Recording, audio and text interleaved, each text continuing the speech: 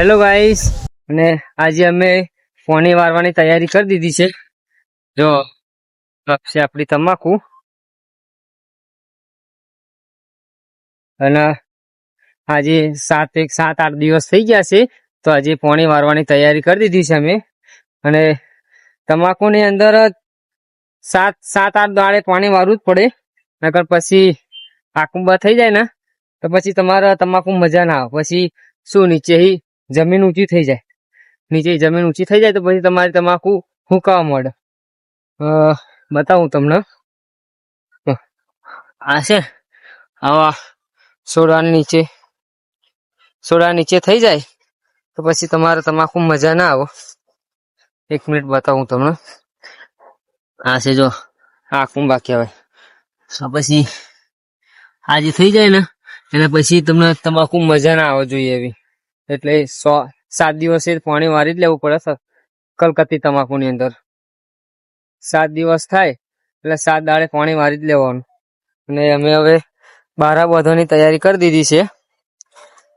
બારા બાંધી દીધો છે.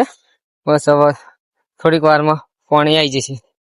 જો આ છે આપણો પાવડો.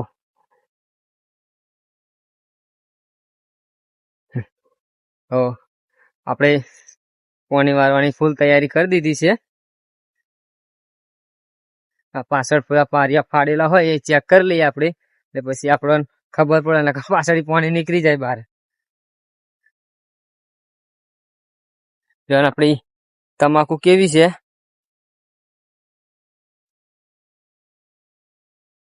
કોમેન્ટમાં કહેજો. આપણી તમાકુ કેવી છે. એમ તો બહુ મસ્ત તમાકુ છે.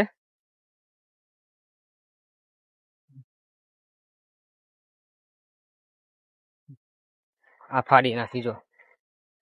અને બધું પડે, અને ના બધે તો પછી પાણી પાછળ નીકળી જાય બહાર.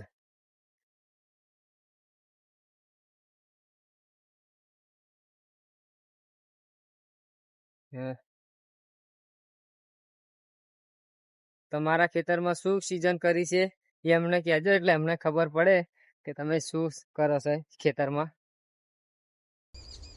તો ફાઇનલી ગાઈસ આપણે બારો બાંધી દીધો છે હવે, અને મોટરવાળાને બૂમ પાડી દીધી છે, એટલે પાણી ચાલુ થશે જ તે. હું બતાવું તમને.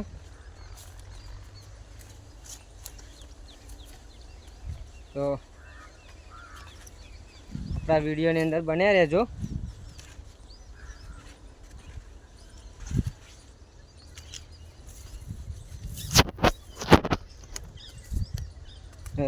હું તમને જે પેલી આકુંબાની વાત કરતો તમને આકુંબા બતાવું. જો આ તો જો કોઈ પારી પર છે એટલે ચાલી જાય.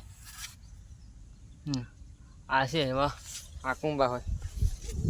અત્યારે તો પારી પર છે એટલે ચાલી જાય, પણ છોડવાની નીચે હોય ને, તમાકુ છોડવા નીચે, તો શું એ નીચે ખાલી કરી નાખે જમીન. તો આ છે ને, આ તો બધા વાંદરા ખાઈ ગયા એટલે ઓછા છે, બાકી એ થાય જ ખેતરની અંદર. એટલે શું આ જો આ રીત થાય, આ રીતે જો છોડવો જો આ છોડવો સુકાઈ જાય, પછી તમાકુ મજા ના આવે. બાકી તો મેં બી બહુ કાળજી રાખી હતી, પણ ખબર નહીં હારા કેમ આકુંબા થઈ ગયા. બાકી પાણી તો મેં ટાઈમે જ. આપણી તમાકુ તો એકદમ સારી છે જો, કેમ કે ધ્યાન ફૂલ રાખીએ છીએ ને, એટલે જો તમાકુની અંદર એટલું ધ્યાન રાખવું પડે કે બીજી તો કોઈ બી ખેતી તમે ગમે તે કરો ચાલે, પણ તમાકુની અંદર બહુ જ ધ્યાન રાખવું પડે. એમ તમાકુની ખેતી કરવી એટલી આસાન નહીં. તમાકુની અંદર કમાવાનું તો બહુ જ છે, તમાકુ, પણ એમાં એની મહેનત બી બહુ છે. પણ બૂમ પાડી પાણી હતા.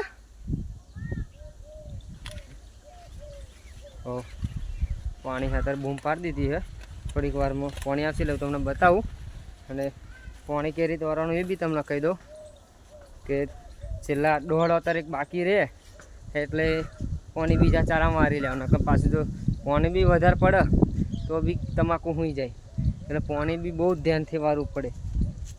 થોડું બી પાણી વધારે પડી જાય ને તો તો તમારી તમાકુ હોઈ જાય. એટલે આ ખેતીની તમાકુ તો જેટલી આસાન સમજતા હોય ને એટલી હોય નહીં. અને જો થોડું બી પાણી વધારે પડી જાય તો તમારી તમાકુ તૈયારી હોઈ જાય. એટલે શું પછી ખાતર હોય ને યુરિયા ખાતર મૂકી દો. એક સમય પાણી વધારે પડી જાય તો એ તમે જો યુરિયા ખાતર હોય ને મૂકી દો ને તો પાછું તમારું એકદમ લેવરાઈ જાય. યુરિયા ખાતર તૈયાર જ રાખવાનું. ગમે તે નહીં પડતું જો પાણી વધારે પડી જાય તો યુરિયા ખાતર મૂકો એટલે પાણી ચૂહી લે. તો ફાઇનલી ગાઈસ પાણી ચાલુ થઈ ગયું છે. જો પાણી ચાલુ કરાવી દીધું છે અમે. અને પાણી અહીં થઈ જાય. જો અહીંથી સીધું જ ખેતરમાં જતું રહે. તો પાણી તો આપણે ચાલુ કરાવી દીધું. પાણી બહુ નહીં જતું, આપણા અડધો કલાક પોણો કલાક જાય, પાણી વધારે નહીં જતું. તો ફાઇનલી મિત્રો આપણા ખેતરની અંદર પાણી એન્ટર થઈ ગયું છે. જો અહીંથી આ બારું બાંધેલું છે, અહીંથી જાય છે સીધું જ ખેતરની અંદર. તો પાણી એટલી કાળજી રાખીને વારવું પડે કે પાણી વધારે ના પડે. તો પાણી જાય છે ખેતરની અંદર. તો આપણી તમાકુ કેવી છે કોમેન્ટમાં કહેજો.